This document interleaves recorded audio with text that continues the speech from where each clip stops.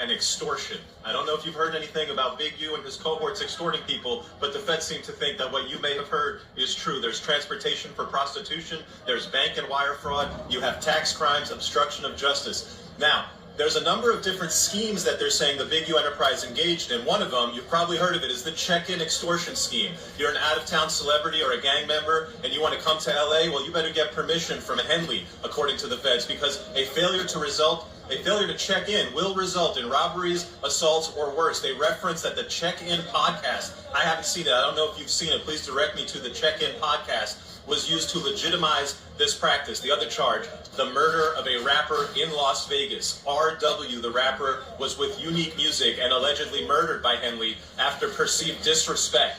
The feds say they have surveillance, cell phone data, and family interviews that all point to Henley as being the last person seen with R.W., the murdered rapper. And they say that there was an alleged cover-up where Henley and his associates went into the studio and got the surveillance tapes right before the murder happened. There's armed robbery of a marijuana dispensary. Henley allegedly ordered the robbery of a dispensary where an extortion victim worked. After the robbery, the victim was invited to Henley's home and told, "That's how you rob yourself."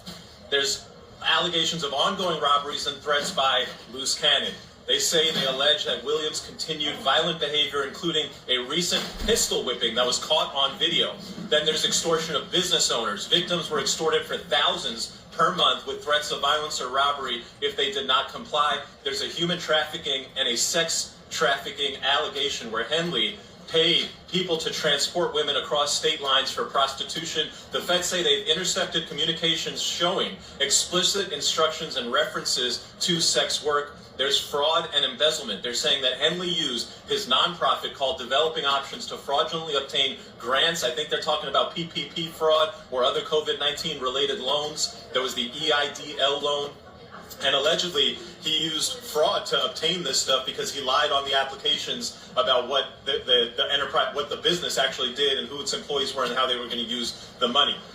Then a nice little ending is, hey, after we announced the charges against him, he went online using somebody else's Instagram account. He got rid of his phones, stopped using them, and then went on somebody else's Instagram account and said, yo, my co-defendants, don't talk to them. They're losers. They're doing wrong.